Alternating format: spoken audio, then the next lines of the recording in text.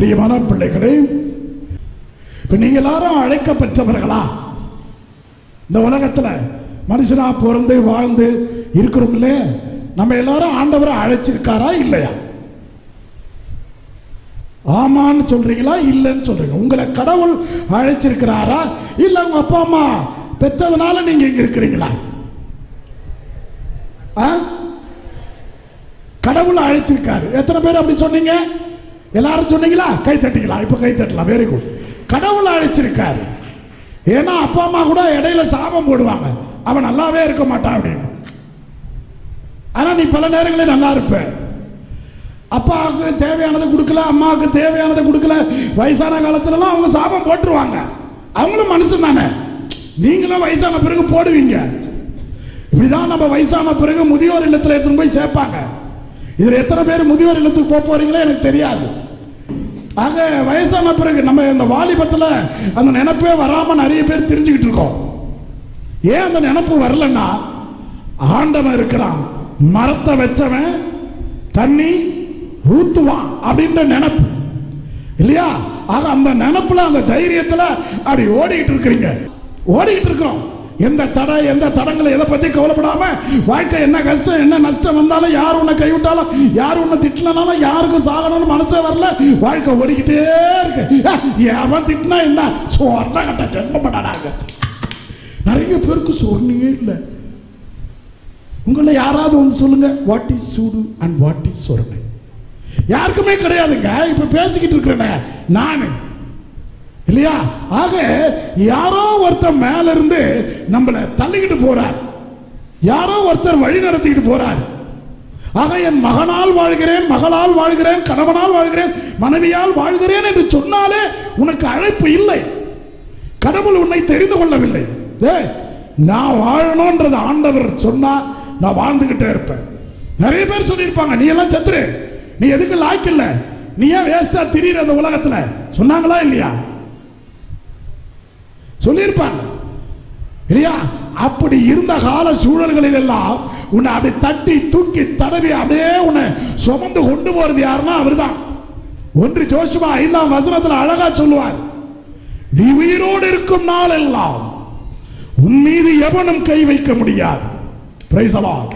பாத்தீங்களா? ஐயா, இது உங்க வீட்டுக்காரர் சொல்லியிருந்தா என்னது?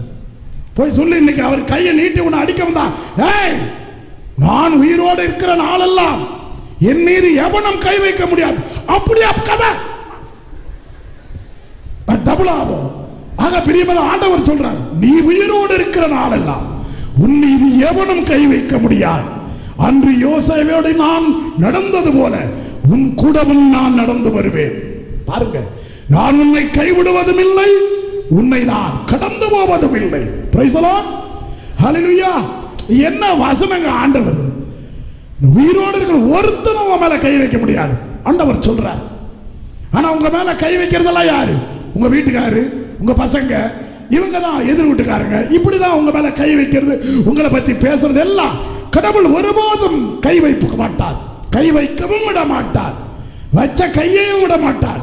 ஆக அந்த தைரியத்தை மட்டும் இன்னைக்கு வாங்கிங்க. நான் கடவுளால் தெரிந்து கொள்ளப்பட்டவள்.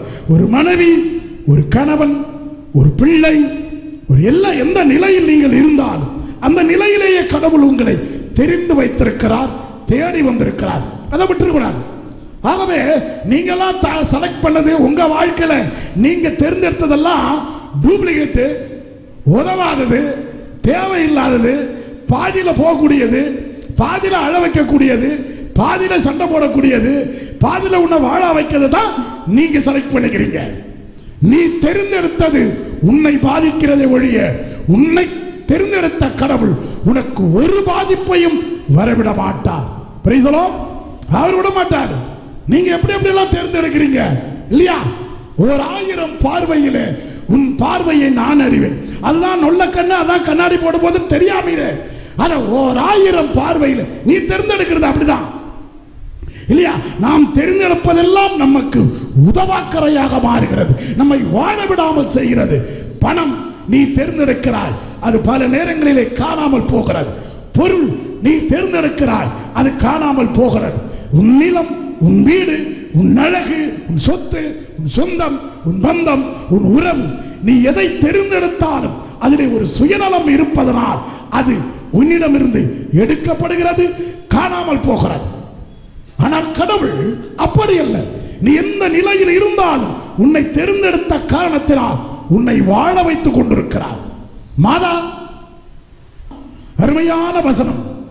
உனக்கும் பெண்ணுக்கும், உன் வித்துக்கும் அவள் வித்துக்கும் இடையே பகையை உண்டாக்குவேன். அவளோ உன் தலையை நசுக்குவாள், நீயோ அவளுடைய குதிகாலை தீண்ட முயல்வாள். என்ன ஒரு அழைப்பு பாருங்க! என்ன ஒரு பேருடையால் பேறு பெற்றவள், தேர்ந்தெடுக்கப்பட்டவள் மரியாள். ஆக சர்வ சாதாரணமாக நீங்க சொல்லிவிட முடியாது மரியாள் ஒரு சாதாரண பெண்மணி என்று.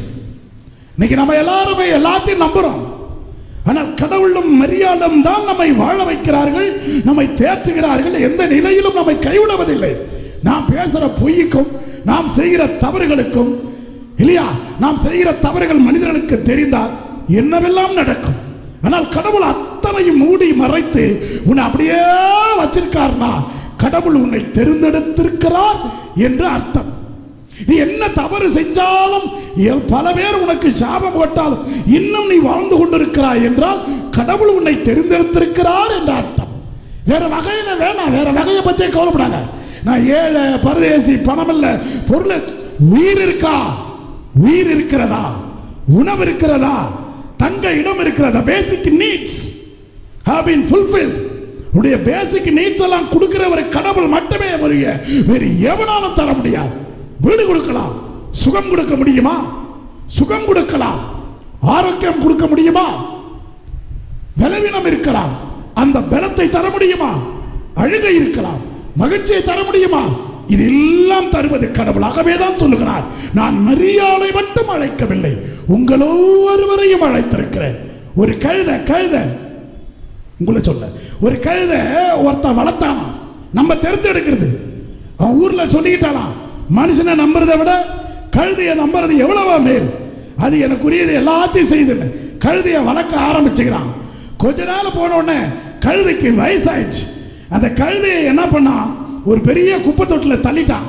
உங்களை எப்படி முதியோர் இல்லத்தில் தள்ளுறாங்களோ, நீ எதுக்கு லாய்க்கல, பணம் போச்சு, பொருள் போச்சு, இப்ப நிறைய செலவு வருது, அம்மா அப்பா நீ முதியோர், நிறைய பேர் முதியோர் இல்லத்தில் போக வேண்டியது, போகாம இருக்கிறீங்கன்னா ஏதோ கடவுள் தண்ணி தெளிச்சு விட்டுருக்காருன்னு அர்த்தம்.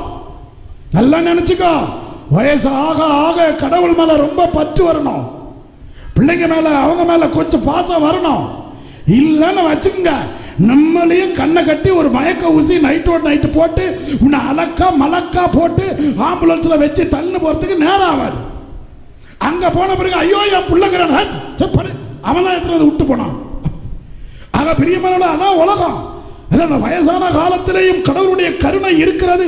இன்னும் நான் என் பிள்ளைகளோடு, என்னுடைய மருமகளோடு, என்னுடைய பேர குழந்தைகளோடு வாழ்கிறேன் என்றால் நீ இறைவனால் தெரிந்து கொள்ளப்பட்டவள் என்பதை மறந்து விடாது. கணவன் இல்லாமலும் மனைவி வாழ்கிறாள் என்றால் நீ ஆண்டவரால் தெரிந்து கொள்ளப்பட்டவள் என்று மறந்து விடாது. ஆக அப்பா அம்மா ஏழையாக இருந்தாலும் இங்கிலீஷ் மீடியத்தில் உங்களெல்லாம் படிக்க வைக்கிறாங்கல்ல, இதெல்லாம் தமிழ் மீடியத்தில் ஃபெயில் மாதிரி தான் தெரியுது. ஆக இதெல்லாம் இங்கிலீஷ் மீடியத்தில் படிக்கிறது, யூனிஃபார்ம் போட்டு போது, ஷூ போட்டு போது, உங்க எல்லாரையும் ஆண்டவர் தெரிந்தெடுத்திருக்கிறார். உன் வயசுல எனக்கு ஷூ கிடையாது, பெல்ட் கிடையாது, டவுசர் கிடையாது, சாரி டவுசர் இருந்துச்சு ஆனா கிழிஞ்சு போயிருந்துச்சு, புரியுதா? சட்டை இருந்துச்சு ஆனா கிழிஞ்சு போயிருச்சு. உன் சட்டையை பாரு, அவன் தொப்பி வேற போட்டலாம், தொப்பியை கேட்டு பெரிய ராஜீவ்காந்தி சன்ன வருது. ஆக பிரியமான பிள்ளைகளை, இந்த நிலையிலெல்லாம் கடவுள் நம்மளை ஆசீர்வாதம், அதுக்கு புரியுதோ இல்லையோ சொல்ல வேண்டியது நமது கடவுள். இதுங்களுக்கு தெரியணும், அது கடவுளுடைய வல்லமை, கடவுளுடைய பராமரிப்பு, கடவுளுடைய நேசக்கரம். கழுதியை தூக்கி உள்ள தள்ளிட்டான். நம்மளும் அப்படிதான், ஒரு குறிப்பிட்ட வயசு வரைக்கும் நம்மளை பயன்படுத்திக்குவாங்க. அது அம்மாவா இருந்தாலும் சரி, என்னம்மா அம்மா நீ சூப்பர்மா, உன் சமையல் சூப்பர்மா. அந்த பையன் பொண்டாட்டி வந்தவொடனே என்னம்மா நீ சமைக்கிற, என் ராசாத்தி ரோசாப்பு ரவிக்காரி பண்றா பாரு, அவளை மாதிரி வராதுமா. அம்மா கிட்ட வந்து சும்மா சொன்னம்மா நீ பெருசா எடுத்துக்காது, இப்படி நடிப்பானுங்க அந்த ஆம்பளை பசங்க. கல்யாணம் ஆன பிறகு அப்படிதான் பண்ணுவானுங்க. ஏன்னா வாழ்க்கையில பார்க்குற முதல் பொம்பளை ஆம்பளை, பொம்பளை அம்மா, அதுக்கப்புறம் என்ன, அதுக்கடுத்து இன்னொரு பொண்ணு யாரு, அந்த பொம்பளை. அது வந்தவொடனே மாறிடுவான். அவர்கள் உன்னை தெரிந்து கொள்ளவில்லை. அவர்கள் உன்னை செலக்ட் பண்ண, இவங்க தான் என்ன அம்மாவா இருக்கணும்னு அவன் முடிவெடுக்கல. கடவுள் தான் நீ அவனுக்கு அம்மாவாக இருக்கணும் என்று தெரியும். நீங்க நிறைய தெரியும். இந்த புருஷனை கட்டிக்கிட்டு நான் 20 வருஷமா புருஷனை கட்டிட்டு வாழ்ந்துட்டு இவரோட நான் என்ன மாரடிக்கிறேன் தெரியுமா? அப்படின்னா நீ 1 வருஷத்துல காணாம போயிருக்கணும். 20 வருஷமா வாழ்ந்துட்டு என்னத்த வாழ்க்கை பாரு. எனக்கு வர கோபத்தில் அந்த கொமட்ட மேலியா அப்படி குத்துன போல 20 வருஷமா வாழ்ந்த பிறகு சில பேர் ஆம்பளைங்க சொல்லுவாங்க, என்ன கட்டி வச்சா எங்க அப்பா அம்மா இந்த மாதிரி ஒரு பொண்ணு 4 புள்ள பெத்து அதை வளர்த்து ஆளாக்கி அது கல்யாணம் பண்ண பிறகு என்ன இது எனக்கெல்லாம் ஆரம்பிப்பார். இவருக்கு எங்க இருந்து கிடைக்கும் பொண்ணு? நீங்க எல்லாரும் நிறைய நினைச்சிட்டு இருக்கிறீங்க. சில பேர் நீங்களே தேர்ந்தெடுத்து நாசமா போயிருக்கிறோம், அது வேற விஷயம். ஆனால் நீங்கள் தெரிந்தெடுத்ததை விட கடவுள் உங்களை தெரிந்தெடுத்ததால் தான் வாழ்கிறீர்கள். இல்லையா நம்ம வாழ்க்கை என்னைக்கு போயிருக்கோம். குடிகாரனோ, தேவையில்லாதவனோ, பொருளாசை பிடித்த மனைவியோ, தேவையில்லாதவளோ இருந்தால் நீ வாழ்கிறாயே. இந்த வாழ்க்கை ஆண்டவன் உன்னை தெரிந்தெடுத்து கொடுத்த ஆசீர்வாதம். யாராக இருந்தாலும் 1 வருஷத்துக்கு மேல வாழ முடியுதுன்னா நீ வாழ்நாள் முழுதும் வாழ்ந்துடலாம். வாழ முடியுமா? வாழ முடியாதா? தலையாட்டுங்க. வாழ முடியுமா? வாழ முடியாதா?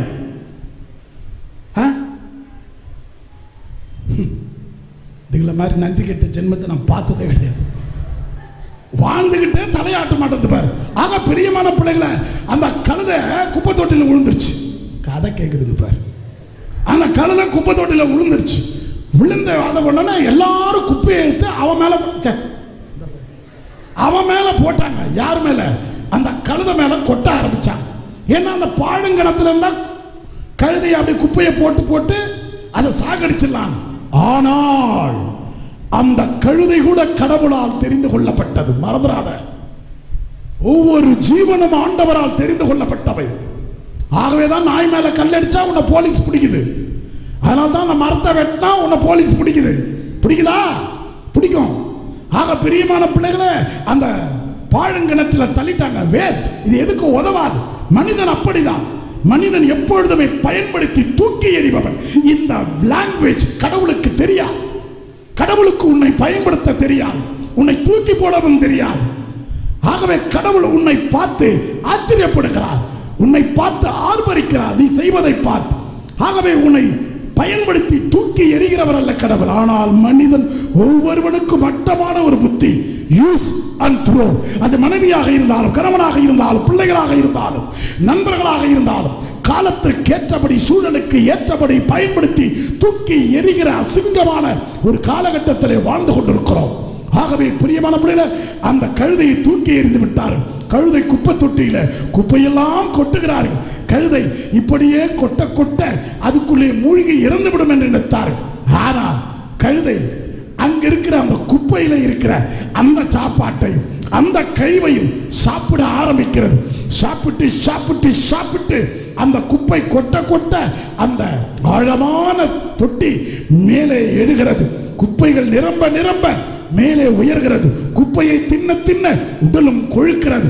அப்படியே மேல குப்பையை கொட்ட உடனே கழுதை என்ன மாதிரி ஸ்டைலா பண்ணிச்சா, இந்த சைட்ல கொட்டினா இந்த சைட்ல கொட்டினா அப்படி பண்ணி அந்த கழுதை கடைசியாக மேலே உயிரோடு வந்தது. ஆக பிரியமான பிள்ளைகளே, கடவுள் தெரிந்தெடுத்தால் எந்த குப்பை தொட்டியில் நீ இருந்தாலும் உன்னை தூக்கி நிறுத்தக்கூடிய வல்லமை என் தேவனுக்கு உண்டு. மறந்துடாதீங்க.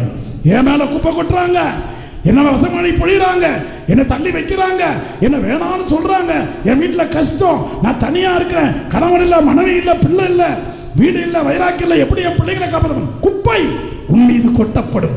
அந்த குப்பைகளை தேவன் ஒரு நாள் மெத்தையாக மாற்றுவார். Price the Lord. அது மேல நீ நிப்ப. மரியாள் கூட ஒரு காலத்திலே குப்பை. ஆண்டவர் சொல்றார், குழந்தைய பெத்துக்கா. 13 வயசுல ஒரு பொம்பளை பிள்ளை எப்படி கடவுள் ராகிங் பண்றாரு பாருங்க. கபிரியேல் தூதரை அனுப்புறார். கடவுளுக்கு பயம். மரியாளை பார்த்தால் கடவுளுக்கே பயம். ஆகவே தான் போக முடியாது. மோசேவிடம் பேச தைரியம் இருந்த கடவுள் ஈசாக்கிடம் பேச தைரியம் இருந்த கடவுள், யாக்கோபிடம் பேச தைரியம் இருந்த கடவுள், இறைவாக்கினர்கள் ஒருவரிடமும் தைரியமாக பேசிய கடவுள் ஏன் மரியாளை சந்திக்க முடியவில்லை? கேட்கணும் கேள்வி. ஏன் மாதா கிட்ட நேரா பேச முடியல? பயம். அவ்வளவாக மரியாள் அற்புதமான அருள் நிறைந்தவளாக வாழ்ந்தவள். சாதாரணமா நினைக்காதீங்க. மரியாளை கண்டு தெய்வமே நடுங்கியது. ஆகவேதான் இயேசு நடுங்கினார் கானாவூர்ல. ரசம் தீர்ந்துருச்சு. மாதா போய் கெஞ்சிருப்பாங்க நினைச்சியா? எப்பா எப்பா என்ன அப்படின்னு இயேசு மாதா பயந்துருப்பாங்க. டேய் இயேசு இங்க வா. நீங்க பைபிள்ல வாசிக்கிற மாதிரியே கூப்பிட்டு இருப்பாங்க. மகனே ரசம் தீர்ந்து விட்டதடா, ஏமா இதை என்னிடம் சொல்லுகிறாய்? இப்படி இவங்க ரெண்டு பேர் பேசிட்டு இருந்தா இவங்கள மாதிரி லூசு யாருமே இல்லை உலகத்தில். மாதா ஆர்டர், மகனே ரசம் தீர்ந்து விட்டது. ஒரு ஆர்டர். அடுத்தவங்க கிட்ட போனாங்க பணியாளர்கிட்ட, யாருங்க வாங்க, சொல்வதெல்லாம் செய்யுங்கள். உள்ள போயிட்டாங்க. கடவுளால் ஆசீர்வதிக்கப்பட்டவள் தைரியமாக நின்று கடவுளுக்கு தன்னுடைய நெஞ்சை நிமிர்த்தி காட்டிய பெண் மரியாள். ஆகவே கடவுளோடு வாழ்கிற ஒவ்வொருவனும் கடவுளுக்கு ஒரு பயத்தை உருவாக்க வேண்டும். அதனால்தான் நம்ம சொல்றோம், அறிவுள்ளவன் உலகை ஆளுகிறான், ஜெபிப்பவன் கடவுளையே ஆளுகிறான். அதனால்தான் நான் சொல்றேன், ஜெபம் பண்ண you can rule God, you can order God. கடவுளுக்கு கட்டளையிட வேண்டுமானால் ஜெபியுங்கள். கடவுளை கதிகலங்க வேண்டுமானால் ஜெபியுங்கள். மரியாள் கதிகலங்க. இயேசுவை சந்திக்க முடியல. ஏன் அப்படி செஞ்ச? மா, என் தந்தையின் இல்லத்தில் நான் இருக்க வேண்டும் என்று உனக்கு தெரியாதா? பதில வர வச்சா பாருங்க. சூசியப்பர் பேசினாரா? பேசலையே. மாதா பேசுது மாதா. ஆக பிரியமான பிள்ளைகளே, அந்த தைரியமும் தெனாவட்டம் எப்பொழுது வரும் என்றால் ஜெபிக்கிறவர்களுக்கு வரும், தேவனோடு இருக்கிறவர்களுக்கு வரும், மற்றவர்களுக்கு வராது. அது வந்தாலும் நினைக்காது. ஆகவேதான் சொல்லுகிறேன், மரியாள் பேறு பெற்றவள், செலக்ட் பண்ணப்பட்டவள். காரணம் என்ன? கபிரியேல் தூதர் வருகிறார். கபிரியேல் தூதர் நேரா சொல்லியிருக்கிறார், சீக்கிரம் குழந்தை பெறப்போது கடவுள் சொல்லிட்டாரு, ரெடியா? எதுக்குங்க இந்த வார்த்தை? அருள்மிக பெற்றவளே, வாழ்க ஆண்டவர் உம்முடனே பெண்களுக்குள் ஆசீர்வதிக்கப்பட்டவள் நீரே, உன் வயிற்றின் கனியும் ஆசீர்வதிக்கப்படும். இதெல்லாம் ஏன் சொல்லணும்? Why? These are all unnecessary words. இதெல்லாம் கடவுள் சொல்ல வேண்டிய அவசியமே கிடையாது. ஆர்டர். ஏனென்றால் மரியாள் அப்படிப்பட்டவள். அவள் தான் சிப்பிக்குள் முத்து. கைத்தட்டலாமா மாதா கூறுதல்? அவள் தான் சிப்பிக்குள் முத்து. அவருடைய வாயை புலம்புகிட்டு இருக்குமா? எப்படி முத்து உருவாகுதுன்னு தெரியுமா? முத்து எப்படி உருவாகுதுன்னு தெரியுமா? தண்ணிக்கு மேல சிப்பி வருமா, வாயை பிளந்து கொண்டு நிற்குமா. கலப்படம் இல்லாத மழை துளி ஒரு துளி பட்டவுடன் டபாக்குன்னு மூடிக்கிட்டு கடலின் ஆழத்திற்குள் போய்விடும். அப்படிதான் உருவாகிறது அந்த முத்து. ஆகவேதான் சொன்னார், கடவுளின் அருளில் தொய்ந்து போன முத்து மரியாள். ஆக தெரிந்து கொள்ளப்பட்டவர்கள் இவளை போல தைரியமாக இருக்க வேண்டும், கோழையாக இருக்கக்கூடாது. ஊர் என்ன பேசுகிறது, உலகம் என்ன பேசுகிறது, அவன் என்ன பேசுவான், இவன் என்ன பேசவில்லை, எதை பற்றி கவலைப்படவில்லை. காரணம் மரியாள் நடந்தது, மரியாள் ஓடியது எல்லாம் கடவுளின் வல்லமையால். ஆகவேதான் பரிசுத்த ஆவியினால் நிரப்பப்பட்டவள். நமக்கு அந்த திங்கிங்கே கிடையாது. பணம் சம்பாதிக்கணும், பணம் சம்பாதிச்செல்லாம் வாழ்ந்ததா வரலாறு கிடையாது. எனக்கு எத்தனை பிள்ளைகள் பணத்திற்காக ஓடிக்கொண்டு நீ ஒரு வகையில் சம்பாதிப்பது மறுவகையில் மருத்துவமனைக்கு செல்கிறது என்பதை மறந்து விடாதீர்கள். ஆக தெய்வமே நம் பக்கம் இருக்கிற பொழுது நமக்கு யார் எதிராக நிற்க முடியும்? கடவுள் உன்னை அழைத்திருக்கிறார். ஒருத்த பூனையை வளர்த்தானா, மனுஷனை நம்ப மாட்டேன், நான் பூனையை தான் நம்புவேன் அப்படின்னு வளர்த்தானா. ஏன்னா அந்த பூனையினுடைய தலையில ஒரு விளக்க வைப்பானாம். அந்த காலத்தில் கரண்ட் இல்லை. ஆகவே அந்த பூனையை கூட்டு போயிடு, அந்த பூனையை உட்கார வச்சு அது தலையில ஒரு விளக்க வச்சுட்டாக்கா அது தலையை அசைக்காம அப்படியே தூக்கிட்டு இருக்கும். அந்த விளக்க வெளிச்சத்தில் எல்லாத்தையும் பண்ணுவானோ. இப்படியாக செய்து கொண்டிருக்கிறான். இப்படி செய்து கொண்டிருக்கிற வேளையில் அந்த மெழுகுத்து அந்த விளக்கு எரிந்து கொண்டிருக்கிற நேரத்தில் அந்த பையனானா அப்படியே வேலை செஞ்சுக்கிட்டு இருந்தார். ஒருத்த வந்தான், இந்த பாருங்க, நீங்க கடவுளை நம்புங்கள், மனுஷனை நம்பாத, இந்த மாதிரி மிருகங்களை நம்பாத, கடவுளை நம்பு. நீ எப்படி? எனக்கு கடவுள் மீதும் நம்பிக்கை இல்லை, மனிதர்கள் மீதும் நம்பிக்கை இல்லை, எனவே தான் இதை நான் வளர்க்கிறேன் அப்படின்னா. அந்த விளக்கு எரிந்து கொண்டிருந்தது. கொஞ்ச நேரத்தில் பக்கத்தில் இருந்த நண்பன் சொன்னான், உன்னை எப்படி பிடிக்கிற பாருன்னு சொல்லி போய் 2 எலியை கூப்பிட்டு வந்தான். 2 எலி. பூனை எலியை பார்த்தா என்ன பண்ணும்? அது புத்தியை காட்டுமா இல்லையா? அது எலியை பார்த்த உடனே லைட்டாவது விளக்காவது மண்ணாங்கட்டி தூக்கி போட்டு பூனை ஓடிச்சான். நான் சொல்வது என்னவென்றால், நீங்கள் தெரிந்தெடுப்பது, நீங்கள் நம்புவது, இதுதான் வாழ்வு தரும், இதுதான் விளக்கு தரும், இதுதான் ஒளி தரும் என்று நீங்கள் நம்பி இருப்பவையெல்லாம் நம்மை ஒரு நாள் கைவிடும். ஆனால் தெய்வம் உன்னையன்றி, உன்னை அழைத்த கடவுள் உன்னையன்றி உன்னை மீட்க மாட்டார். ஆகவே கடவுள் அழைத்திருக்கிறார், கடவுள் இந்த உலகிற்கு வரவழைத்திருக்கிறார். இன்னார் வயத்தில் நீ பிறக்கணும், இன்னார நீ திருமணம் பண்ணணும், இப்படிதான் உனக்கு குழந்தைங்க பிறக்கணும், இப்படிதான் உன் குழந்தைங்க வரணும், எல்லாம் விதி. ஐயோ சொல்லிக்கிறது வீட்டில் எல்லாம், இவரை போய் கல்யாணம் பண்ணனேன், இந்த பையன் போய் எனக்கு பிறந்தானே, இவளை போய் நான் கல்யாணம், எல்லாம் ஃபேட். ஃபேட்னா விதி. யார் சொன்னது விதி? இது கடவுளின் மதி என்பதை மறந்துவிட. கடவுள் போட்ட திட்டம் இப்படியாக தான் இருக்கும். ஆனால் நீயே தெரிந்து கொள்வதை விட கடவுள் உனக்கு தெரிந்தெடுத்து கொடுப்பது உனக்கு என்றைக்குமே ஆசீர்வாதமாக இருக்கும். எனவே நீங்கள் அழைக்கப்பட்டவர்கள் என்ற கௌரவத்தில், தென்னாவாட்டில், அந்த திமிரிலே ஆண்டவரோடு கூட நடங்கள், ஆண்டவரோடு கூட இருங்கள். அவரோடு இருக்க என்ன செய்யணும்? அழைக்கப்பட்டவர்கள் ஜெபம் பண்ணணும், உண்மையை பேசணும், தாட்சியோடு இருக்கணும், பொறுமையோடு இருக்கணும், மரியாதை போல. அப்படிப்பட்ட பண்பு நலன்களை பெற்று வாழ மரியாள் நம் அழைத்தலுக்கு உதவியாய் இருக்க, அழைத்தலின் மேன்மையாய் விளங்கிய மரியாள் நம் ஒவ்வொருவரையும் ஆசீர்வதிப்பாளாக. ஆமென். 2 கையெழுத்து நெஞ்சில் வச்சுக்கிட்டு கொஞ்ச நேரம், ஆண்டவரே என்ன நீங்க தேர்ந்தெடுத்திருக்கிறீங்க, ரொம்ப நன்றி ஆண்டவரே. ஆனால் பல நேரங்களிலே அந்த தேர்ந்தெடுத்தலை, அந்த அழைப்பை தெரியாமல் நான் வாழ்ந்து கொண்டிருக்கிறேன். மனசெல்லாம் வலிக்கிறது ஆண்டவரே. பல நேரங்களிலே ஏன் இந்த வாழ்க்கை, எதற்கு இந்த உறவுகள், இந்த வாழ்க்கையை பல நேரங்களிலே பிடிக்காதது போல தோன்றுகிறது. ஆனால் நான் வாழ வேண்டும் என்று இந்த உலகத்திலே விரும்புகிறவர் நீர் மட்டும்தான் என்பது என் நம்பிக்கையாக இருக்கிறது. யார் என்னை விட்டு போனாலும் விலகினாலும் நீர் என் உள்ளமறிந்து என் கூடவே இருக்கிற தெய்வம். நன்றி ஆண்டவரே. அம்மா மரியாவே, கடவுளையே கதிகலங்க வைத்த என் தாயே, உன் பார்வையால், உன் குணத்தால், உன் நடத்தையால், உன் விசுவாசத்தால் நீ எங்கேயோ உயர்ந்து நிற்கிறாய். உன் பிள்ளைகளாகிய எங்களுக்கும் அதே தைரியத்தை தார். பல நேரங்களிலே சோர்ந்து போகிறோம். என்னடா வாழ்க்கை என்று நாங்கள் கசந்து போகிறோம். நினைப்பது போல வாழ்க்கை அமையவில்லை. நான் எதிர்பார்த்த அன்பு, பாசம், நேசம், பராமரிப்பு, உதவி, பரிமாறுதல் எனக்கு கிடைக்கவில்லை. எல்லோருமே இப்படிதான் எதிர்பார்க்கிறார்கள். தருவதற்கு யாரும் முன்வருவது கிடையாது.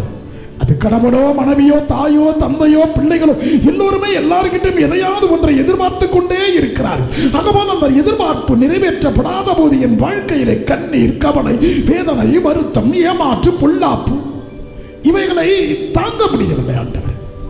அதனால் வாழ்க்கை வெறுத்து விடுகிறது. உறவுகள் வேண்டாம், உலகமே வேண்டாம், இந்த வாழ்க்கையே வேண்டாம். ஏன் இந்த பிள்ளைகள், ஏன் இந்த கணவன், ஏன் இந்த மனைவி, ஏன் இந்த உறவுகள் எல்லாம் தோன்றுகிறது ஆண்டவர், வெறுத்து போகிறது. அந்த வெறுமையான ஒரு வாழ்க்கையிலே தனிமை மட்டுமே போதும் என்று நினைக்கிறேன். அந்த தனிமையிலே கூட பல நேரங்களில் தூங்குகிறேன், டிவி பார்க்கிறேன், தேவையில்லாததை செய்து கொண்டிருக்கிறேன். உன்னோடு இருக்கணுமே, உமை போல மாறணுமே, உலகின் ஒளியாய் மலை மேல் அமரணுமே என்று தோன்றவில்லையே. ஜெபம் செய்யணும், ஆண்டவரோடு இருக்கணும். இவர் தான் என்னை வாழ வைக்கிறாரு, இவர் தான் என் ஜீவன், இவர் தான் என் கற்பாறை, அரண், கோட்டை. இதை நான் மறந்து விடுகிறேன். ஆண்டவரே, நீர் அழைத்த அந்த மரியாள் எல்லோருக்கும் உதவினாள், எல்லோருக்கும் எல்லாமாக இருந்தாள். கண்ணீரை போக்குகிறாள், கவலையை போக்குகிறாள், ஏழை எளியவரை தாங்குகிறாள். இதுதான் அழைக்கப்பட்டவன், தேர்ந்தெடுக்கப்பட்டவன் செய்கிற பணி. இதை நாம் பல நேரங்களில் செய்வதில்லையே. நான் வாழணும், நான் மகிழ்ச்சியா இருக்கணும், நான் நிம்மதியா இருக்கணும், நான் வசதியா இருக்கணும். இதுதான் என்னுடைய வாழ்க்கையினுடைய யதார்த்தம், எதிர்பார்ப்பு. என் கணவன், என் மனைவி, என் பிள்ளைகள், இந்த மூன்று போதும். வேறு யாரை பற்றியும் கவலைப்படாத ஒரு வாழ்க்கைக்கு பெயர் அழைத்தல் வாழ்க்கையா, தெரிந்தெடுக்கப்பட்ட வாழ்க்கையா, ஆண்டவருக்குரிய வாழ்க்கையா? ஏதாவது ஒன்றை உறவோடு வாழ்கிற பிள்ளைகளாக நாம் வாழ வேண்டும் என்று ஆண்டவர் ஆசைப்படுகிறார். உன்னை பத்தியே சிந்திச்சுக்கிட்டு இருக்கிற பொழுது வாழ பிடிக்காது. உன் வட்டத்திலேயே நீ சுற்றி கொண்டிருக்கிற பொழுது நிம்மதி இருக்காது, நீ எதிர்பார்த்தது கிடைக்காது. அந்த மூன்றாம் நபரை சேர்த்துக் கொள்கிற பொழுது, அந்த மூன்றாம் நபரோடு சேர்ந்து நீ ஆர்ப்பரிக்கிற பொழுது, அவரையும் உன் வீட்டு பிள்ளையாக சேர்த்துக் கொள்கிற, அவரையும் உறவாக சேர்க்கிற பொழுது, அனைவருக்கும் இன்சொல் சொல்லுகிற பொழுது, உன் வாழ்க்கையில் ஒரு வசந்தம், வாழ வேண்டும் என்ற ஒரு ஆசை, செய்ய வேண்டும் என்ற ஒரு ஆசை, இன்னும் இன்னும் இன்னும் ஏராளமாக செய்து பல இதயங்களை உறவோடு வைத்துக் கொள்ள வேண்டும் என்ற ஆசை வரும். எனவே அந்த கட்டத்தை, வட்டத்தை, சுற்றத்தை விட்டு வெளியே வாருங்கள் என்று அன்னை மரியாள் கூக்குரல் இடுகிறாள். ஆகவே உலகத்தையே உண்பிக்கிற மரியாள் இன்று கேட்கிறாள், நீ யாருக்காக தேர்ந்தெடுக்கப்பட்டிருக்கிறாய்? யாருக்காக அழைக்கப்பட்டிருக்கிறாய்? நீ மனைவியாக அழைக்கப்பட்டிருக்கிறாள் என்றால் அந்த அழைத்தலுக்கு ஏற்றபடி உன்னை நடத்துகிறவர்கள் அந்த வீட்டில் யாரும் இல்லை, கணவனுக்கும் இல்லை, பிள்ளைகளுக்கும் இல்லை. உன்னை மதிக்கிறவர் ஒரே ஒருவன் தேவன். உன்னை ஆசீர்வதிக்கிறவர் உன் தேவன், உன்னை பலப்படுத்துகிறவர் உன் தேவன். அந்த தேவனோடு ஐக்கியமாக அவர்தான் உன்னை அழைத்து, உன்னை அவருக்கு பிடிக்கும். நீ எப்படிப்பட்டவளாக இருந்தால் உன்னை அவருக்கு பிடிக்கும். ஆகவேதான் இந்த நாள் வரைக்கும் உன்னை தொந்தரவு செய்யாமல், உன்னை மிகப்பெரிய கஷ்டத்திலே தள்ளாமல், நீ தள்ளாடுகிற பொழுது தடவி கொடுத்து தாங்கி பிடித்து இந்த நாள் வரைக்கும் உன்னை தாங்கி பிடித்து வழிநடத்துகிறவர் என் தெய்வமே. ஆகவே உனது உள்ளம் யாருக்கும் தெரியாது, உணர்வு யாரும் புரிந்து கொள்ள முடியாது. அனைத்தையும் புரிந்த இயேசு உன்னோடு இருக்கிறார். அவரே தேடி இந்த வேளையில் ஜெபித்து மன்றாடுவோம். எனது உள்ளம் யாருக்கு தெரியும்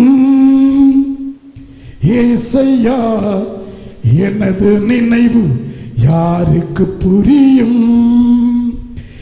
எனது உள்ளம் யாருக்கு தெரியும் ஏசையா, எனது நினைவு யாருக்கு புரியும்? என்னை நீர் அறிவீரே, உம்மை நான் அறிவேனே, என்னை புரிந்து கொண்ட தெய்வம் நீரே ஏசையா, என்னை புரிந்து கொண்ட தெய்வம் நீரையா. எனது உள்ளம் யாருக்கு தெரியும் ஏசையா, எனது நினைவு யாருக்கு புரியும்? அன்னை தந்தை அறியவில்லையே, என் உள்ளம் தன்னை புரிந்து கொள்ள முடியவில்லையே. அன்னை தந்தை அறியவில்லையே, என் உள்ளம் தன்னை புரிந்து கொள்ள முடியவில்லையே. என்னை அறிந்த தெய்வம் நீரையா, என்னை அறிந்த தெய்வம் நீரையா. என் உள்ளம் புரிந்த அன்னை நீரையா. எனது உள்ளம் யாருக்கு தெரியும் ஏசையா, எனது நினைவு யாருக்கு புரியும்? மனிதனோ முகத்தை பார்க்கிறான், நீரோ என் உள்ளமதை அறிந்து பார்க்கிறீர். மனிதனோ முகத்தை பார்க்கிறான், நீரோ என் உள்ளமதை அறிந்து பார்க்கிறீர். நொறுங்கி போன எனது உள்ளத்தை, நொறுங்கி போன எனது உள்ளத்தை அரவணைத்து காயம் ஆற்றினீர். எனது உள்ளம் யாருக்கு தெரியும் ஏசையா, எனது நினைவு யாருக்கு புரியும்? ஊரும் உறவும் என்னை வெறுத்தது, என் உள்ளம் நொந்து சோகமானது. ஊரும் உறவும் என்னை வெறுத்தது, என் உள்ளமோ நொந்து மிக சோகமானது.